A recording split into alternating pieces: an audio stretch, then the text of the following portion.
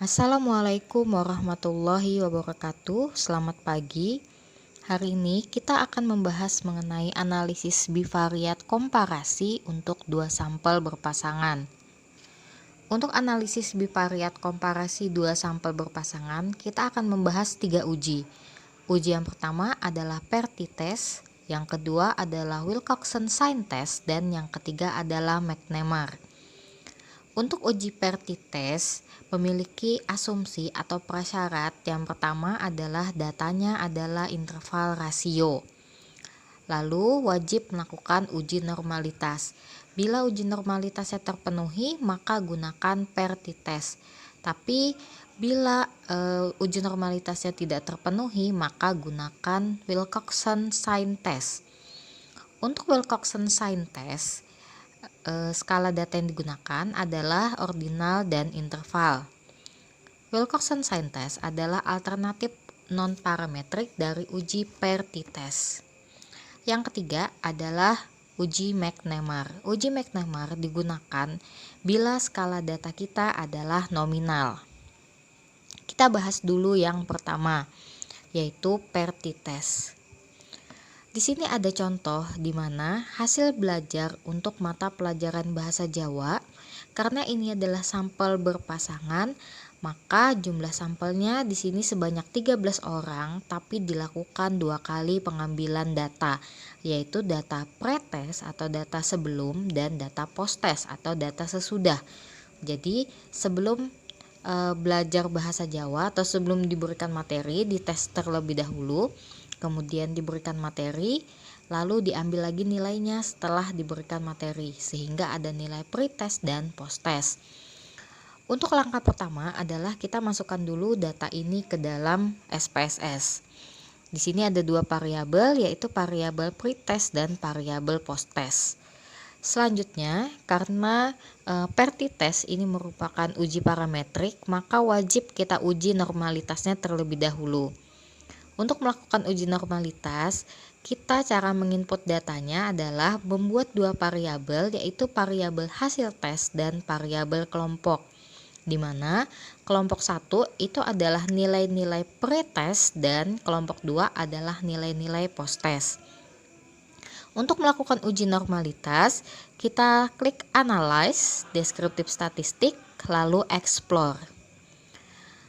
Masukkan variabel hasil tes ke dalam dependent list dan variabel kelompok ke dalam factor list. Lalu klik plots. Pada plots, centang normality plots with test. Di situ fungsinya untuk mengeluarkan nilai normalitas. Selanjutnya klik continue dan OK. Pada output SPSS kita bisa lihat tabel test of normality, di mana nilai signifikansinya itu menunjukkan bahwa data kita berdistribusi normal atau tidak. Dapat kita lihat bahwa pada variabel pretest maupun posttest, di situ nilai signifikansinya sama-sama lebih besar daripada 0,05. Maka dapat kita simpulkan bahwa data kita berdistribusi dengan normal. Karena data sudah berdistribusi dengan normal dan skala data yang kita miliki adalah rasio, maka kita sudah memenuhi syarat untuk melakukan uji Perti test. Untuk melakukan uji Perti test, caranya adalah klik Analyze, Compare Mean, kemudian Per Sample T-test. Pada kolom per variabel, kita masukkan nilai pretest ke dalam per 1 bagian variabel 1, dan kita masukkan nilai posttest ke dalam variabel 2. Lalu klik option. Pada option kita pastikan di situ nilai confidence interval percentage-nya adalah 95%. Lalu klik continue dan OK. Lalu akan muncul output SPSS. Kita akan interpretasikan dulu output yang pertama. Pada tabel per sampel statistik, di situ kita bisa lihat nilai mean dari masing-masing tes. Jadi untuk nilai pretest, nilai rata-ratanya sebesar 54,62 dan rata-rata di nilai posttest adalah 67,69. Lalu kita lihat lagi di tabel kedua, tabel per sampel correlation.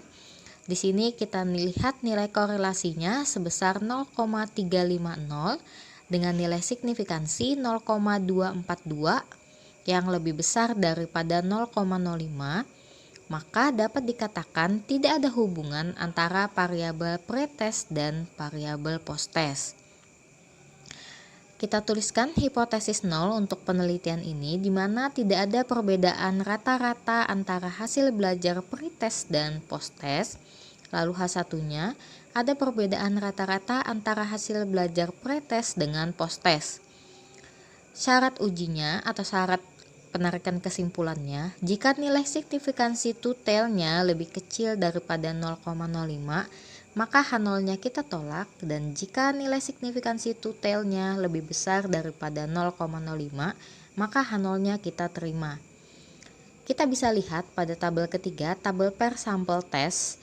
Di situ nilai signifikansi two-tailnya sebesar 0,002, di mana lebih kecil daripada 0,05, maka H0-nya ditolak. Dengan kesimpulan, ada perbedaan rata-rata antara hasil belajar pretest dengan posttest. Uji yang kedua adalah uji Wilcoxon Sign Test. Seperti yang kita bahas sebelumnya, Wilcoxon Sign Test adalah uji alternatif dari per sampel t-test jika uji prasyarat atau asumsi normalitasnya tidak terpenuhi. Di sini ada contoh hasil belajar matematika dari 22 orang siswa. Jadi ada nilai pretest dan posttestnya. Jadi diambil nilai, kemudian diberikan materi atau pembelajaran, lalu dinilai lagi nilai posttestnya. Langkah pertama tentu saja kita masukkan dulu datanya ke dalam SPSS dengan dua variabel, yaitu variabel pretest dan variabel posttest. Selanjutnya kita langsung lakukan uji Wilcoxon Sign Test. Caranya dengan klik Analyze, Non-Parametric Test, Legacy Dialog, dan Two Related Sample. Jadi dua sampel yang berpasangan. Pada jendela Two Related Sample Test, kita masukkan nilai pretest ke dalam variabel 1 dan nilai posttest ke dalam variabel 2 pada pair yang pertama atau pada pasangan pertama. Lalu pada test type-nya, tidak lupa kita centang Wilcoxon karena kita akan menggunakan Wilcoxon Sign Test, lalu klik OK. Pada output SPSS di tabel pertama bisa kita lihat nilai negatif rank. Di situ negatif rank sama dengan 0 menunjukkan bahwa tidak ada penurunan nilai dari pretest ke posttest. Jadi tidak ada di antara 22 sampel tadi yang nilainya turun. Jadi memang semuanya nilai pretestnya lebih rendah daripada posttest. Lalu untuk positif rank itu ada sebanyak 22, yang maknanya bahwa semua siswa atau semua sampel kita mengalami kenaikan nilai dengan rata-rata kenaikan sebesar 11,5. Dan TIS itu maknanya nilai posttest dan nilai pretestnya sama. Di sini dituliskan nilai TIS-nya sebanyak 0, yang maknanya tidak ada nilai yang sama antara pretest dengan posttest. Hipotesis untuk penelitian ini, tidak ada perbedaan rata-rata antara hasil belajar pretest dengan posttest, dan H1-nya ada perbedaan rata-rata antara hasil belajar pretest dengan posttest. Untuk pengambilan kesimpulan, jika nilai signifikansi two-tailnya lebih kecil daripada 0,05, maka H0 ditolak, dan jika nilai signifikansi two-tailnya lebih besar daripada 0,05, maka H0 diterima. Kita bisa lihat pada tabel tes statistik, di situ nilai signifikansi two-tailnya sebesar 0,000, di mana lebih kecil daripada 0,05, maka H0 kita tolak. Kesimpulannya, ada perbedaan rata-rata antara hasil belajar pretest dan posttest. Uji yang ketiga adalah uji McNemar. Uji McNemar mempunyai fungsi yang sama, yaitu untuk menguji apakah ada hubungan antara apakah ada perbedaan rata-rata antara dua sampel yang saling berpasangan, namun datanya dengan skala nominal. Di sini ada contoh di mana ada perbedaan sikap sebelum dan sikap sesudah setelah dilakukan pelatihan budi pekerti pada 10 orang siswa. Jadi pada 10 siswa di situ kita tandai 0 bila dia mempunyai sifat yang tidak sopan dan kita tandai 1 bila dia memiliki sikap yang sopan. Jadi misalkan pada responden pertama, sikap sebelumnya tidak sopan dan setelah mendapatkan pelatihan budi pekerti, sikap sesudahnya menjadi 1 yaitu sopan. Dan seterusnya sampai 10 sampel. Nah, karena data ini adalah skala data nominal yang cuma memberikan kategorisasi yaitu 1 dan 0, maka ketika kita ingin melihat apakah ada perbedaan sebelum dan sikap sesudah dilakukan pelatihan budi pekerti, maka kita bisa gunakan uji McNamara. Untuk melakukan McNamara test, caranya adalah klik Analyze, Non-Parametric Test, Legacy Dialog, dan To Related Sample. Pada jendela To Related Sample, sama seperti tadi, kita masukkan sikap sebelum ke dalam variabel 1 dan sikap sesudah ke dalam variabel 2. Lalu kita centang untuk test type-nya adalah McNamara karena kita melakukan uji McNamara.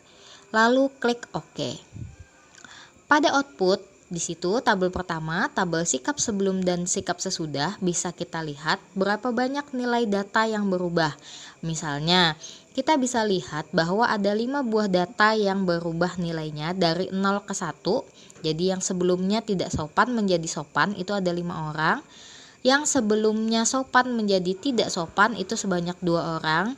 Dan yang sebelumnya sopan dan tetap sopan sebanyak 3 orang. Hipotesis untuk penelitian ini adalah H0-nya sikap siswa sebelum dan sesudah mengikuti kelas budi pekerti adalah sama.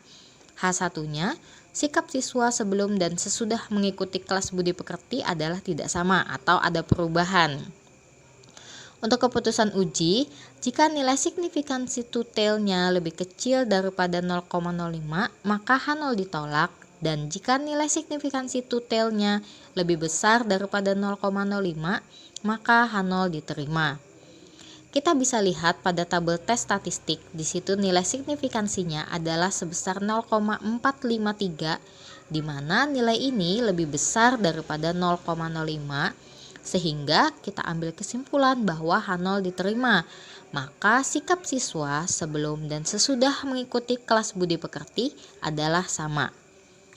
Baik, itu tadi 3 uji untuk analisis bivariat komparasi pada 2 sampel yang berpasangan. Bila ada pertanyaan, silahkan tuliskan di kolom komentar. Saya akhiri, wassalamualaikum warahmatullahi wabarakatuh. Selamat pagi.